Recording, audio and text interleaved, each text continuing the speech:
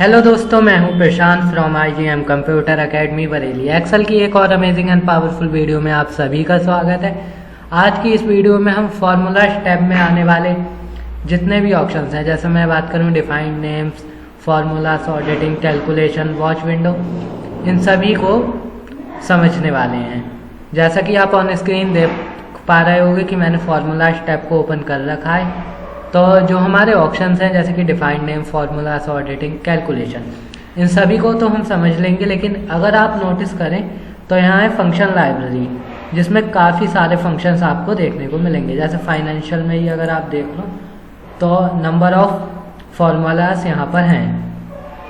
कुल मिलाकर अगर बात करें तो एक्सेल में जितने भी फार्मूलास हैं उनकी अगर गिनती की जाए तो वो 400 प्लस हैं, जिनको एक या 5 वीडियो में भी समझ पाना बताना मुश्किल है। तो ऐसे ही करके जो फार्मूलास हैं इनको हम अभी नहीं समझने वाले हैं।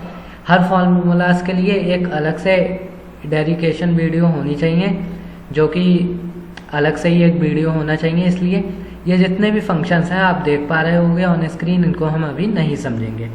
बात कर लेते हैं डिफाइंड नेम की।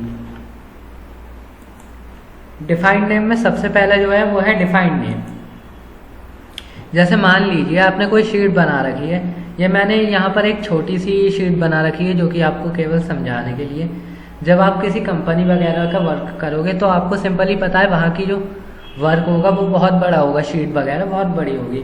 तो अगर एक जो हमारी कॉलम या रो है पूरी की पूरी वो बहुत बार यूज़ की जा रही है फार्मूलास में, तो हम उसको डिफाइंड नेम में से जाके उसको नाम दे देते हैं। जैसे कि ये जो है बहुत ही उसमें आ रही है मेरे, ये अनुज वाली रो, इसको सिलेक्ट करेंगे और डिफाइंड नेम में जाएंगे तो यहाँ पूछेगा नेम। आप इस रेंज का जो नेम है वो क्या देना चाह रहे हो, जैसा कि C1 से लेके C9 तक की। तो यहाँ सिंपली ऊपर सिलेक्ट है अनुज, तो इसलिए यहाँ नेम में अनुज आ गया। अगर आपको यहाँ चेंज करना है तो आप चेंज कर सकते हो, अगर आपको यही रखना है तो आप रख सकते हो, और सिंपली इसको कर देना है ओके। अब अगर आप यहाँ देखो तो इजिकल टू और डाला सम, ब्रैकेट स्टार्ट, और वैसे यहाँ का जो रेंज है इसका हम नेम डालते हैं C9 से लेकर C1 से लेकर C9। अब इसको अगर पूरी को मेरे को सिलेक्ट करवाना है तो मैं यहाँ डाल दूँगा इसका नेम जो हमने दिया। जैसे कि यहाँ आप देख पा रहे होंगे यहाँ इसका नाम आ चुका है। जैसे कि कोई फार्मूलास जो कि पहले से ही एक्सेल में इंसर्ट होता है आता है वो अब यहाँ पर शो हो रहा है। इसको पूरे को मैं यहाँ डाल दूंगा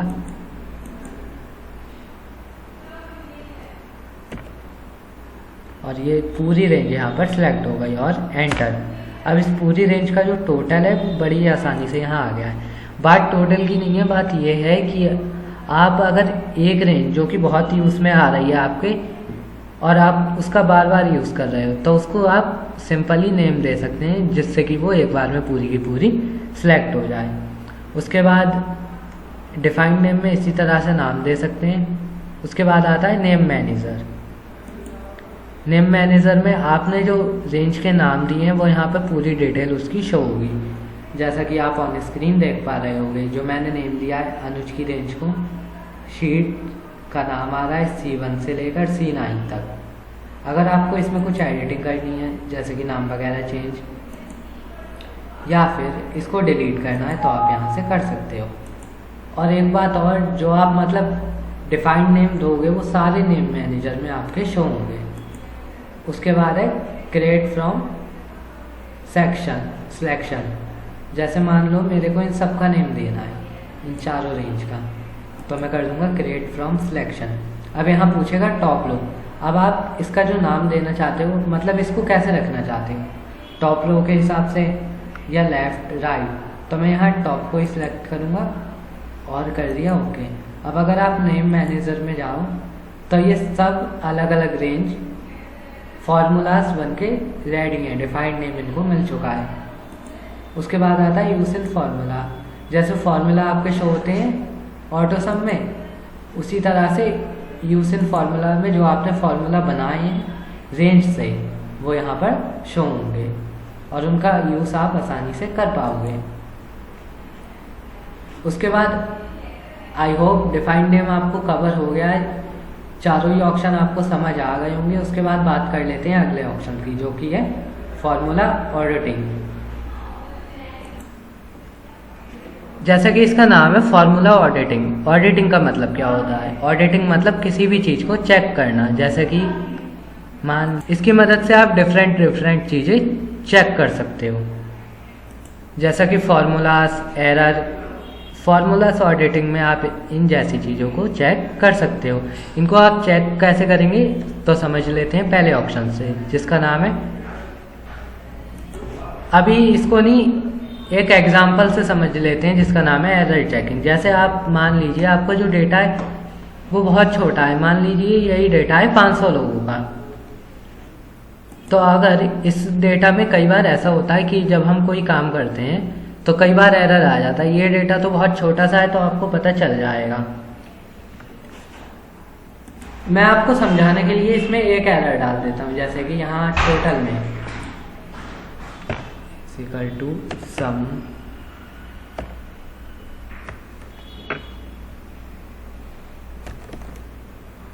और एंटर। अब आप देख पा रहे होंगे कि यहाँ एरर आ गया है। अब जैसा कि यहाँ पर ऑन स्क्रीन आप देख पा रहे होंगे कि हमारे जो डेटा में है वो एरर आ चुका है। अब इसी तरह से जाएंगे हम एरर चेकिंग पर। अब यहाँ एरर चेकिंग में बताएगा कि एरर आपकी जो शीट है उसमें एरर कहाँ पर है। तो जैसा इसमें शो हो रहा है, तो जैसा कि आप यहाँ देख पा रहे होंगे कि एरर चेकिंग को जब आप ओपन करोगे तब यहाँ आपको दिखाएगा एरर इन सेल। आपकी शीट में जहाँ पर भी एरर होगा वहाँ वो एरर में क्यों आ रहा है, जैसे कि यहाँ इजिकल टू सम करके जो गलती हुई है वो यहाँ पे शो होगी और दिखाएगा सेल का जो एड्रेस है वो, जैसे कि यहाँ है F6। अब आप इसको एडिट इन फार्मूला बार में इस जो फार्मूला को एडिट कर सकते हो या फिर इग्नोर एरर कर इसको इग्नोर कर सकते हो। तो सिंपली इसको ठीक करने के लिए इसका ज़्यादातर यूज़ होता है, तो करेंगे एडिट और इसको कर लेंगे ठीक।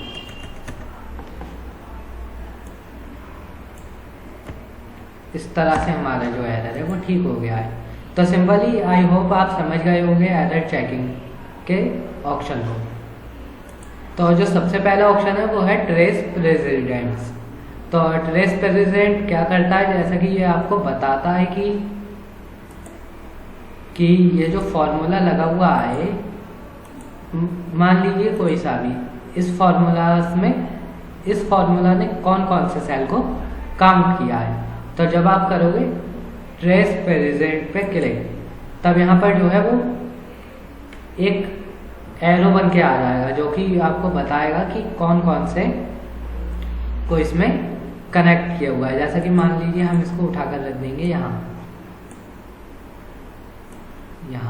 इस तरह से, और अब करेंगे ट्रेस प्रेसिडेंट। तो यहाँ पूरी जो रो है उसको एक बार में ट्रैक कर बता रहा है एरो की मदद से।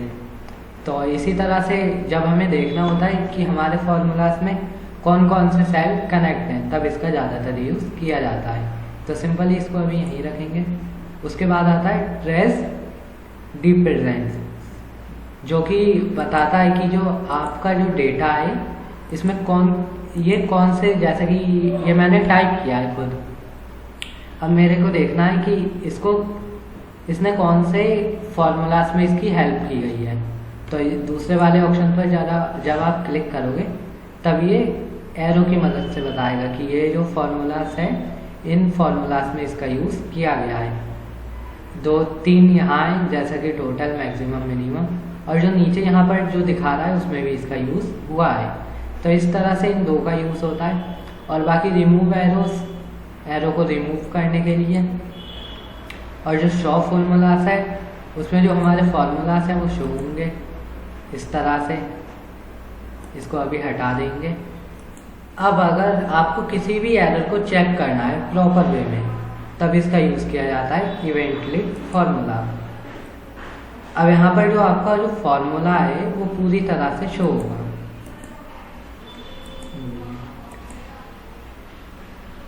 कि आपने किन किन सेल को काउंट किया है। अब आप इसको देख सकते हैं कि आपने जिन जिन सेल को काउंट किया है इस तरह से, तो उसमें कौन से सेल में जो है वो गलती है आप यहाँ पर देख सकते हो। जैसा कि यहाँ पर दिखा रहा है कि हमारे जो सेल में यहाँ गलती है, हमने जो फॉर्मूलास लगाया है उसमें यहाँ पर ए बना हुआ है, कोई वैल्यू यहाँ पर नहीं रखी है, इसलिए यहाँ पर एरर आ रहा है। तो इसको हम ठीक कर लेंगे। तो सिंपली फार्मूलास ऑडिटिंग का यही यूज़ है कि आप किसी भी एरर को, फॉर्मूले को चेक कर सकते हैं बहुत ईजी वे में।